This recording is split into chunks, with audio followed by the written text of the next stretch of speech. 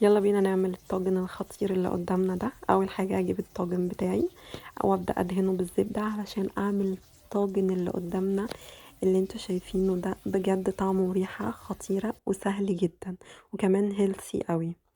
هدهن الطاجن بتاعي زبدة وهبدأ انزل بنص كمية اللحمة بتاعتي. اهم حاجة انزل باللحمة تحت علشان تطعم لي الاكل. هنزل بقى بكمية من البصل والكوسة.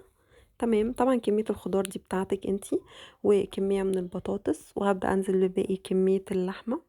وعندي فلفل اخضر، ويا سلام لو في الوان، بس انا ما كانش عندي الصراحة. هبدأ انزل بباقي كمية البطاطس. الطماطم اللي انتي عايزاه بقى، شيري طماطم عادية الموجود عندك. معلقة من الثوم، وهنا 7 بهارات، نص معلقة من البابريكا وسبع البهارات والفلفل الاسود واللورا، ورشة من جوزة الطيب، والملح ده طبعا حسب راحتك. تماما. هنزل بالبهارات دي كمان. وعندي مكعب من الزبدة او معلقة من الزبدة، عليهم 3 معالق من زيت الزيتون. تمام تمام. هبدأ بقى ايه، اقلب بايدي كل الكلام الجميل ده كله، هقلبه كويس قوي قوي مع بعضه، بحيث اللحمة والخضار يتشربوا تماما التتبيلة والزبدة وزيت الزيتون. فيعني هقلبي في الفترة دي من قلبك. تمام تمام. بعد ما قلبتهم كويس قوي هركنهم على جنب. تمام.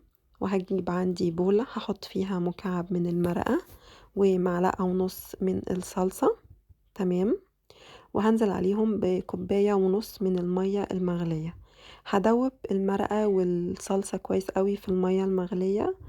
هقلبهم كويس لحد ما المرقة تدوب تماما والصلصة تتجانس مع المية. تمام. هبدأ بقى ايه اسقي بيهم الطاجن الجميل ده زي ما انتوا شايفين كده. ومش لازم خالص المية تغطي الطاجن، لان كده كده الخضار هينزل ميته.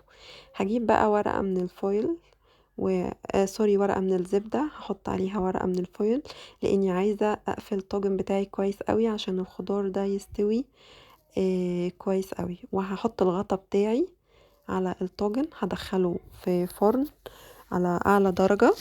تمام. ساعة ونص بالظبط وهيبقى جاهز معايا. تمام. عايزة تسيبيه ساعتين لو بتحبي اللحمة تبقى دايبة تماما، او على حسب برضو قطعية اللحمة هي اللي هتحدد الوقت. وهنا بعد ساعة ونص، انا كنت لسه بفتحه لأول مرة. آه تمام، خطير بجد، كان استوى جدا وريحته كانت خطيرة، وطعمه بجد كان وهمي وهمي. انا مش هعرف اوصفه هو قد ايه حلو الا لما تجربوه. هنا اتاكدت خلاص ان البطاطس استوت واللحمه بتاعتي تمام استوت وبقت زي ما انا عايزاها بالظبط. حبيت بقى اعمل خطوه زياده كده، ان انا احمر وشه، وكانت حلوه قوي. انا حبيت ان انا احمر وشه، مش حابه تعمليها. تمام، براحتك. هنا بعد ما حمرت وشه، هو ما كانش باين قوي في التصوير بس هو كان اغمق من كده.